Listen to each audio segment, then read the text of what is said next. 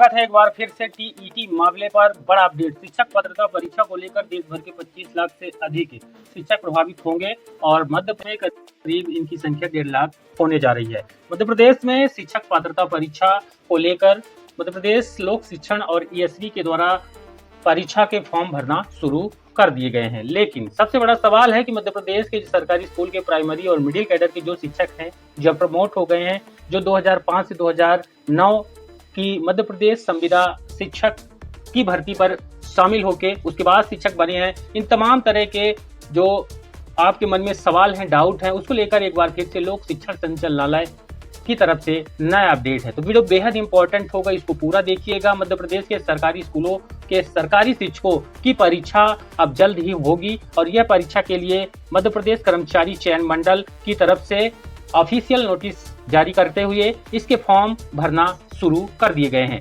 अभी एक बड़ी खबर है, मध्य प्रदेश टीचर्स पात्रता परीक्षा पर भयंकर ऐलान।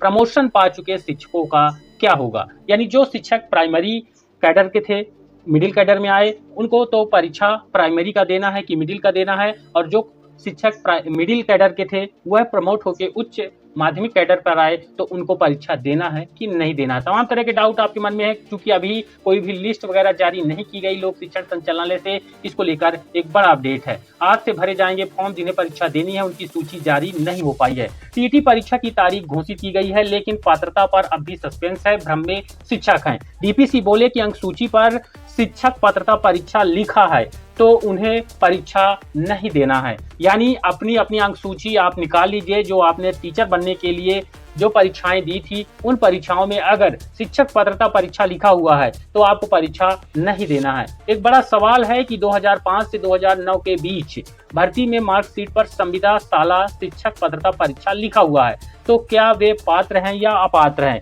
तो यहाँ पर आपको स्पष्ट कर दें कि जिनकी अंक सूची पर संविदा शाला शिक्षक पात्रता परीक्षा लिखा हुआ है वो इस परीक्षा को देंगे, वो उनको इस परीक्षा को देना पड़ेगा, क्योंकि संविदा शाला शिक्षक पात्रता परीक्षा है, जबकि शिक्षक पात्रता परीक्षा लिखा होना चाहिए। तो यहाँ पर हम प्रस्तुत अपडेट आपको दिखाएंगे, वीडियो में अंत तक बने रहिएगा। नौकरी का सवाल है। प्रदेश के सेवारत शिक्षकों के लिए विशेष शिक्षक पात्रता परीक्षा यानी कि टीईटी के आवेदन आज से शुरू हो रहे हैं, लेकिन स्कूल शिक्षा विभाग में भारी असमंजस और आक्रोश का माहौल बना हुआ है। विडंबना देखिए कि परीक्षा की तारीखें आ चुकी हैं, मगर लोक शिक्षण संचालनालय अब तक यह सूची जारी नहीं कर पाया है। आखिर इस अग्नि परीक्षा में किन किन शिक्षकों को बैठना पड़ेगा? इस बीच भास्कर ने जब पात्रता के इस उलझे हुए पेच को लेकर जिले के आला अधिकारियों से बात की तो विभाग का एक और विरोधाभास सामने आ गया। अफसरों के मुताबिक जिन शिक्षकों की अंक सूची पर शिक्षक पात्रता परीक्षा लिखा हुआ है उन्हें परीक्षा नहीं देना है, लेकिन एक बड़ा सवाल यह है कि साल 2005 से 2009 के बीच भर्ती शिक्षकों की व्यापम से कराई परीक्षा की अंक सूची पर संविदा शाला शिक्षक पात्रता परीक्षा लिखा हुआ है। इस पर डीपीसी हीरेंद्र सिंह तोमर ने कहा कि इस बारे में कुछ नहीं कह सकता हूं। अफसरों के इस तक के पूरे मामले को सुलझाने के बजाय उलझा दिया है। शिक्षक संघों का कहना है कि क्या सिर्फ इन तकनीकी शब्दों के फेर में इस अनुभवी शिक्षकों को भी दोबारा परीक्षा कतार में खड़ा कर दिया जाएगा?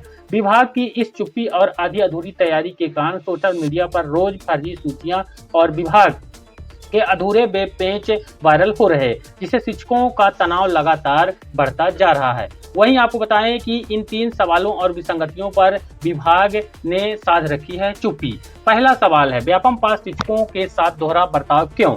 शिक्षक संगठनों का तर्क है कि सुप्रीम कोर्ट ने सिर्फ पात्रता परीक्षा पास होने की बात कही है, किसी नए सिलेबस की नहीं। सरकार ने 2005 से 2009 के बीच व्यापम के जरिए कठिन परीक्षा लेकर ही संविदा शिक्षकों की नियुक्ति की थी, जिसका सिलेबस मौजूदा टीईटी जैसा ही था। यानी यहाँ पर ये खुद मान रहे हैं कि इसका सिलेबस टीईटी जैसा था, लेकिन टीईटी नहीं था। ऐसे में इन शिक्षकों को बिना परीक्षा वाले 1999 से 2005 कैडर के बराबर खड़ा करना गलत है। वहीं एक दूसरा यहाँ पर सवाल है कि प्रमोशन पा चुके शिक्षकों का मूल पद क्या? 1999 से 2004 के बीच बिना परीक्षा भर्ती हुए कई प्राथमिक और माध्यमिक शिक्षक अब प्रमोट होकर उच्च माध्यमिक शिक्षक बन चुके हैं। संघों का आरोप है कि यदि उन्हें परीक्षा से बाहर रखा गया तो यह भेदभाव होगा, क्योंकि मूल नियुक्ति बिना परीक्षा के की थी। यदि परीक्षा दिलाई तो प्रमोशन के नियम आड़े आ जाएंगे, क्योंकि उनका मूल पद ही बदल चुका है। वहीं उच्च पद प्रभार जिनको मिला है, तो मूल पद की परीक्षा देना है या वर्तमान पद की उनको परीक्षा देना है। कोई प्राइमरी टीचर है, मिडिल टीचर बन चुका है, तो उसको क्या करना पड़ेगा? तो उसके लिए भी यहाँ पर देखिएगा कि वर्ष 2023 में उच्च पद का प्रभार नीति के तहत गुना जिला के 600 से 700 शिक्षक अपने से ऊंचे पदों पर पढ़ा रहे हैं। पेच यह है कि परीक्षा मूल पद की होगी या वर्तमान प्रभार वाले पद की।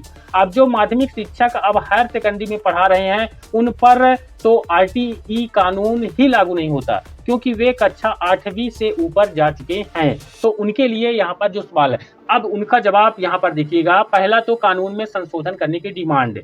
मूल सवाल है कि जिन शिक्षकों की नियुक्ति उस समय के वैध नियमों के तहत हुई थी, उसे आज कैसे चुनौती दी जा सकती है? सरकार को आरटीई कानून में संशोधन करना चाहिए। असल में सरकार 2004 से पहले नियुक्त शिक्षकों से परेशान है, क्योंकि वे पुरानी पेंशन और मूल नियुक्ति दिनांक से वरिष्ठता के दायरे में आ रहे हैं। सरकार उन्हें परीक्षाओं में उलझा कर रखना चाहती है। ये बयान है नरेंद्र भार्गव, जो कि राज्य शिक्षक संघ मध्य प्रदेश के पदाधिकारी हैं, उनका बयान है। अब देखिए, वरिष्ठ कार्यालय से निराकरण के लिए यहाँ पर कहा गया है अधिकारियों के द्वारा। अब विशेष पात्रता परीक्षा को लेकर अभी हमारे पास स्पष्ट गाइडलाइन नहीं आई है। अब चूंकि फॉर्म भर रहे हैं, फॉर्म जो भरने की डेट है वो निर्धारित होती है, और अगर डेट रहते फॉर्म नहीं भरा तो वह इस परीक्षा के चांस से वंचित हो जाएंगे। अब यह बात स्पष्ट है कि जिन्होंने पात्रता परीक्षा नहीं दिया है, तो उन्हें यह परीक्षा देनी होगी। अभी तक यही पता है कि जिनकी नियुक्ति एक तय प्रक्रिया के तहत हुई है और पात्रता परीक्षा नाम से सर्टिफिकेट दिया गया है, उन्हें परीक्षा नहीं देनी है। हालांकि हमें शासन के निर्देशों का इंतजार है। वरिष्ठ कार्यालय से जो भी निर्देश प्राप्त होंगे, उसी हिसाब से आगे की कार्यवाही की जाएगी। ये बयान है हिरेंद्र सिंह जो तोमर डीपीसी हैं दतिया जिला के, इनका बयान है। अब इन सभी बयानों से एक चीज तो स्पष्ट है कि अपनी अपनी अंक सूची देख लीजिए। अगर उसमें शिक्षक पात्रता परीक्षा लिखा हुआ है तो आपको परीक्षा नहीं देनी है।